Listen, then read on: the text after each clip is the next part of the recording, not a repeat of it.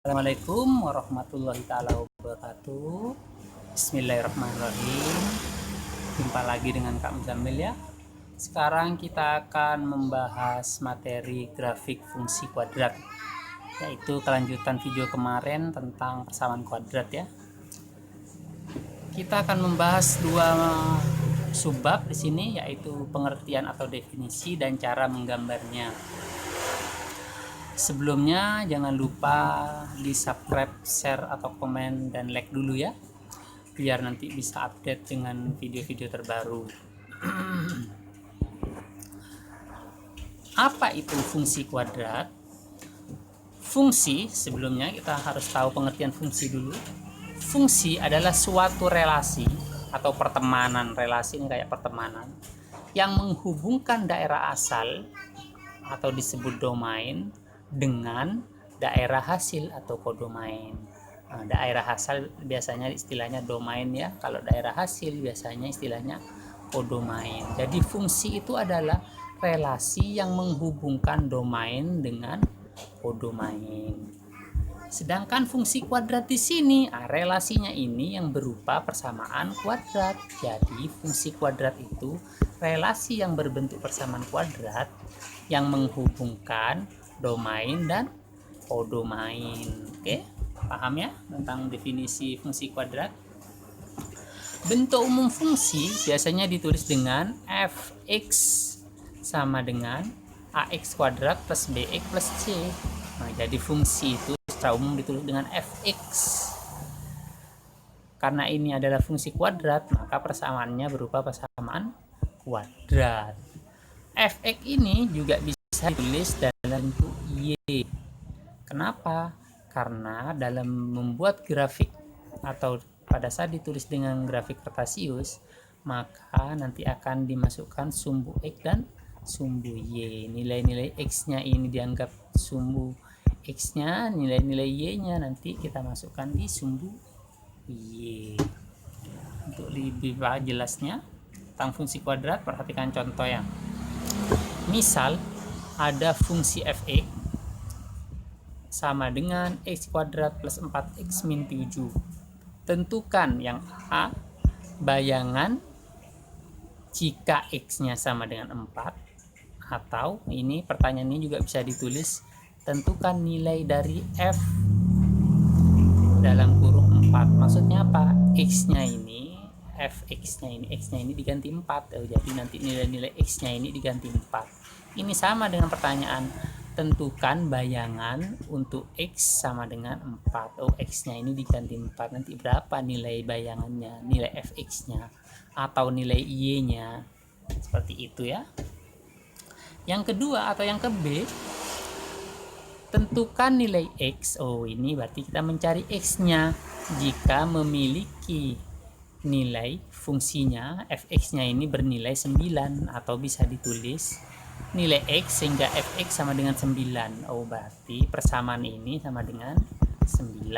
Karena fx ini sama dengan 9. Berarti yang A itu mencari nilai y-nya, yang B itu mencari nilai x-nya. Model pertanyaannya bermacam-macam ya. Harus paham. Dia itu bertanya apa, yang diketahui apa. Sekarang untuk menjawab yang A dengan mudah kita masukkan x-nya, kita ganti 4, berarti di sini 4 kuadrat ditambah 4 dikali 4 dikurangi 7, hasilnya 32. Silakan adik-adik coret sendiri ya sebagai latihan.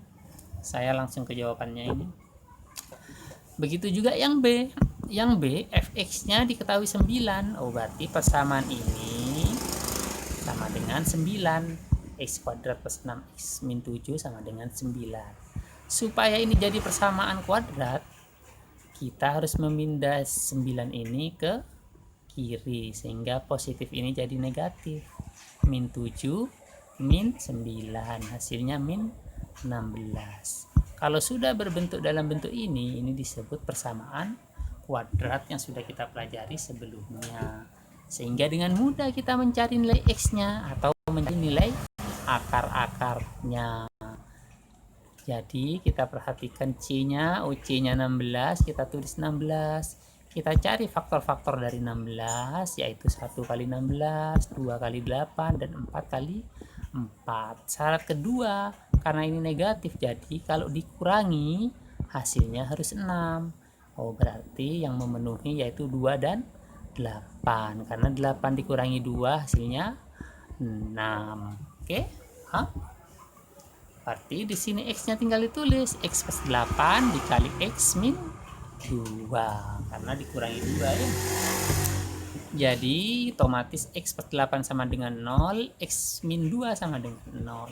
X-nya sama dengan min 8 atau x-nya sama dengan 2. Jadi ada dua nilai x karena dia persamaan kuadrat, maksimal ada dua nilai x.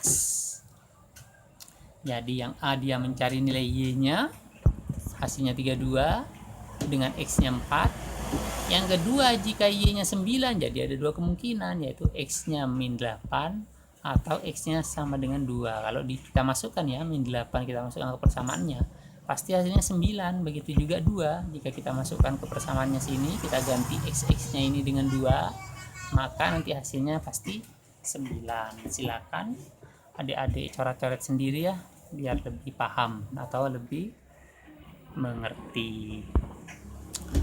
Kemudian materi yang kedua atau subbab kedua, kita cara menggambar. Cara menggambar yang pertama yaitu dengan cara manual. Kita tentukan dulu kira-kira nilai x-nya itu berapa aja. Misalnya kita tentukan, misalnya min 5, min 4, min 3. Kita ambil ini beberapa titik, ada 7 titik ya, kita ambil sebagai contoh. Kita ambil beberapa titik, kemudian cara mencari y-nya atau fx-nya kita masukkan min 5 atau x-nya ini ke persamaannya.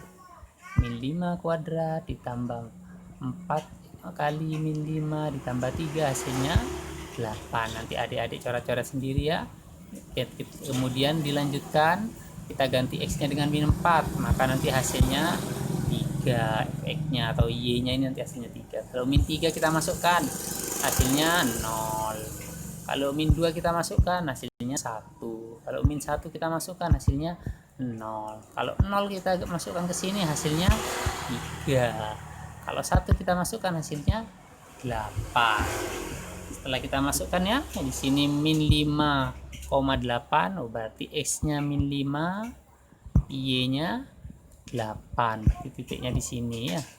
Terus yang kedua min 4, oh min 4-nya di sini, koma 3, oh, berarti di sini ya titiknya ya. Kemudian selanjutnya min 3,0 di sini, kemudian min 2,1 kita tulis di sini, min 1,0 di sini, 0,3 di sini, kemudian 1,8 di sini. Baru kita hubungkan dengan garisnya ya, berbentuk parabola. Jadi persamaan garis itu pasti berbentuk parabola ya.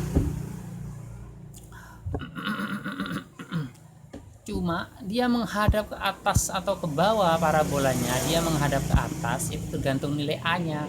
Karena di sini A-nya positif atau lebih besar dari 0, maka dia menghadap ke atas. Kalau A-nya di sini negatif, dia nanti pasti menghadap ke kiri. Ini akan kita pelajari di bab-bab berikutnya ya. Ini cara menggambar yang pertama. Kemudian cara menggambar yang kedua. Caranya menggambar yang kedua menggunakan titik-titik penting. Nah, sebenarnya tadi sudah kita belajar. Ini titik-titik penting sebenarnya, ini titik-titik penting. Nah, sekarang kita akan belajar menggunakan titik-titik penting itu. Kenapa kita menggunakan ini? Karena kalau cara manual atau cara sebelumnya, kita harus menentukan x yang tidak tentu. Jadi nilainya bisa sangat banyak kemungkinannya. Jadi yang lebih pasti kita menggunakan titik-titik penting. Sebelumnya akan dikenalkan dengan istilah D. D itu determinan. Jadi determinan itu karena bentuk umumnya kan ax kuadrat plus bx plus c sama dengan 0. Nah, D ini adalah B kuadrat min 4AC min 4AC itu disebut D atau determinan, yang akan dipelajari juga selanjutnya ya. Cara menggunakan titik penting yang pertama, 2 titik potong sumbu X. Yang pertama itu menggunakan titik potong sumbu X. Dia ini kan sumbu X ini memotong sumbu X, berarti di sini syaratnya apa? Y di sini sama dengan 0, karena di sini Y-nya 0 semua ini. Y-nya di sumbu X ini Y-nya ini 0. Kecuali di atasnya ini, nah ini Y-nya sama dengan 1, ini semua ke sini. Jadi di sini 1,0, 2,0, 3,0, begitu juga ke kiri ya, min 1,0, min 2,0.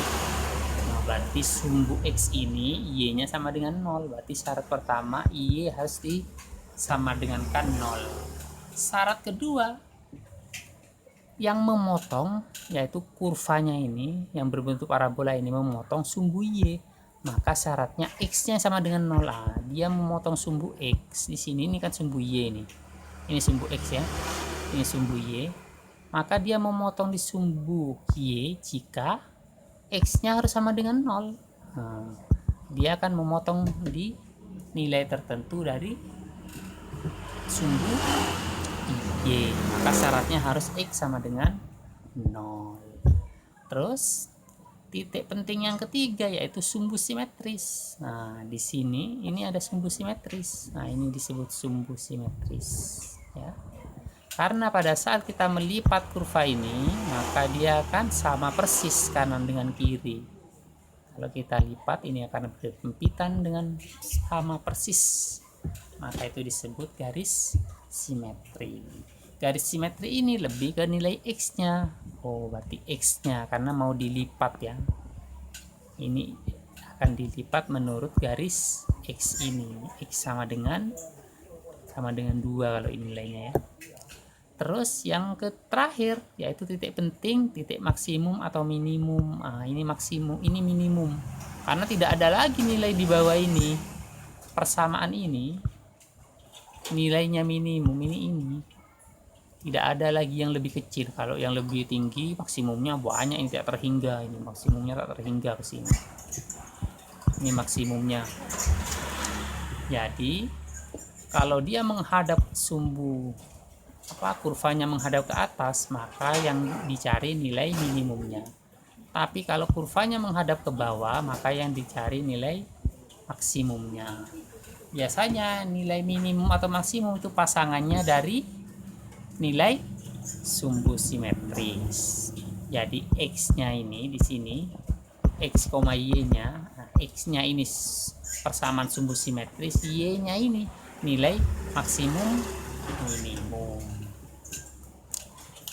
Kalau kita ambil contoh, misalnya fx sama dengan x kuadrat plus 4x plus 3, seperti contoh sebelumnya ya, seperti cara manual. Syarat pertama Y sama dengan 0. Berarti fx-nya sama dengan 0 karena fx ini sama dengan Y. Berarti x kuadrat plus 4x plus 3 sama dengan 0. Kita cari akar-akarnya dari 3. Berarti dengan cara yang sama, cuma ada satu ya. Ada satu faktor, yaitu 1 dan 3. Yang kalau dijumlah hasilnya 4. Karena di sini positif, maka harus dijumlah hasilnya 4. Berarti karena cuma ada 1, ya ini sudah 1 dan 3. Jadi X plus 3 dikali X plus 1 sama dengan 0. Kalau sudah diketahui bentuk faktornya, jadi dengan mudah diketahui X plus 3 sama dengan 0 atau X plus 1 sama dengan 0. Sehingga X plus 3 sama dengan 0, maka X-nya sama dengan min 3. X plus 1 sama dengan 0, maka X-nya sama dengan min 1. Karena 1 ini pindah ke ruas kanan menjadi negatif.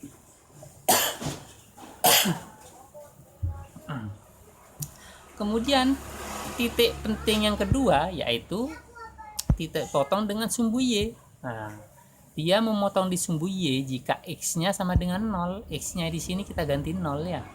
X-nya di sini kita ganti 0 karena syaratnya harus X sama dengan 0. Kalau memotong sumbu X, Y-nya sama dengan 0. Kalau memotong sumbu Y, X-nya yang sama dengan 0. Nah, kita ganti di sini X-nya. Ini ganti 0 kuadrat, ditambah 4 kali 0, ditambah 3, maka hasilnya 3. Karena ini yang dikalikan 0, 0 ini hasilnya 0 semua. Jadi tinggal 3. Jadi, titik potong sumbu Y sebenarnya itu terletak di nilai C-nya ya. C ini sebenarnya kalau digambar di grafik Cartesius, maka C ini adalah nilai yang memotong sumbu Y. Jadi persamaan kuadrat apapun, konstantanya ini pasti dia yang memotong di sumbu Y. Misalnya di sini konstantanya min 5, pasti dia memotong di min 5 di bawah sini. Memotongnya entah kurvanya berbentuk seperti ini lah. Pasti dia memotong di sumbu Y-nya itu di min 5, itu contohnya ya. Kemudian titik penting yang ketiga yaitu sumbu simetris. Sumbu simetris itu pasangannya dengan titik maksimum minimum ya, tergantung parabolanya. Kalau parabolanya menghadap ke atas berarti dia titik minimum, kalau menghadap ke bawah berarti titik maksimum. Nah, nilai X-nya ini, nah ini disebut persamaan simetris. Pasangannya XY, X-nya itu sumbu simetrisnya, Y-nya itu titik maksimum atau minimum. Jadi pasangan titik sebenarnya, dua titik penting ini sebenarnya adalah pasangan titik di Cartesius ya. Caranya gimana? Cara yang pertama menggunakan rumus min B dibagi 2A. Kita tahu di sini B-nya 4, C-nya 3, A-nya 1, berarti min B per 2A sama dengan min 4 dibagi 2 dikali 1 atau 2 dikali A. Hasilnya 2 kali 1, 2, berarti min 4 bagi 2 hasilnya min 2. Itu X-nya. Kemudian Y-nya. Nah, Y-nya menggunakan min D dibagi 4. Min D-nya sendiri apa? Ini adalah D-nya B kuadrat min 4 AC. Ini harus dihafal ya. Ini juga harus dihafalin. Ini adalah titik sumbu simetris. Yang ini titik puncak maksimum atau minimum. Nilai Y-nya. Kalau ini nilai Y-nya, kalau ini nilai X-nya. Sehingga D-nya kita ambil B kuadrat 4 kuadrat min 4 kali A kali 1 kali C kali 3. Hasilnya 16 dikurangi 4 kali 1 kali 3 dikurangi 12, hasilnya 4. Sehingga Y-nya min D dibagi 4A. Oh, min D, oh berarti D-nya 4, berarti min D min 4 dibagi 4 kali A, 4 kali 1. 4 kali 1, 4, berarti min 4 dibagi 4, hasilnya min 1. Jadi titik maksimum minimumnya di sini titiknya berarti di nilai min 2, min 1. Nah, di sini ya. X-nya min 2, Y-nya min 1 ke bawah di sini, berarti titik ini adalah titik maksimum karena ini di bawah titik minimum ya. Tapi titik minimum ini juga berhimpitan dengan sumbu simetris, sehingga pasangannya itu XY-nya, X-nya itu sumbu simetris, Y-nya nilai minimum atau maksimum.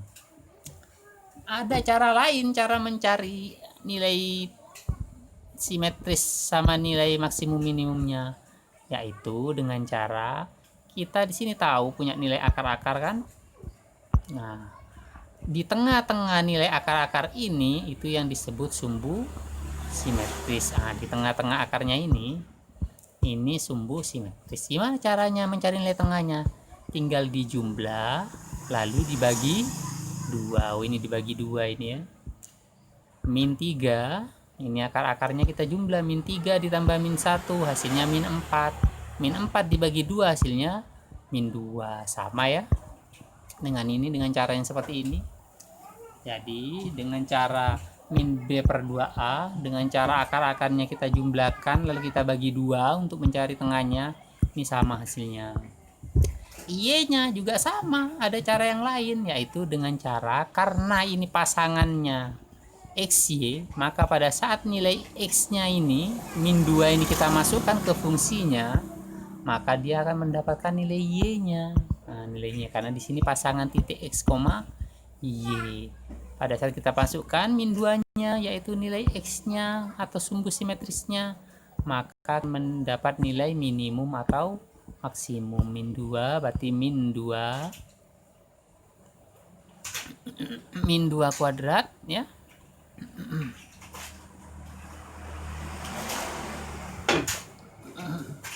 ditambah ini minnya dari dalam ini ya, berarti nanti min 2 kali min 2 hasilnya 4, positif 4, bukan di luar, ini minnya di dalam, ditambah 4 dikali min 2 hasilnya min 8. Berarti tadi plus 4 ditambah min 8 hasilnya min 4, ditambah 3, min 4 ditambah 3 hasilnya min 1, nilainya sama ya. Jadi ada dua cara mencari nilai sumbu simetris sama nilai maksimum minimumnya ya. Bisa menggunakan rumusnya, bisa menggunakan di tengah-tengah nilai akarnya. Ini pasti ada di tengah karena ini simetris, pasti dia ada di tengah-tengahnya. Oke, paham ya sampai sini ya? Oke, sampai sini dulu pertemuan kita tentang definisi fungsi kuadrat dan menggambar fungsi kuadrat. Semoga bisa dipahami.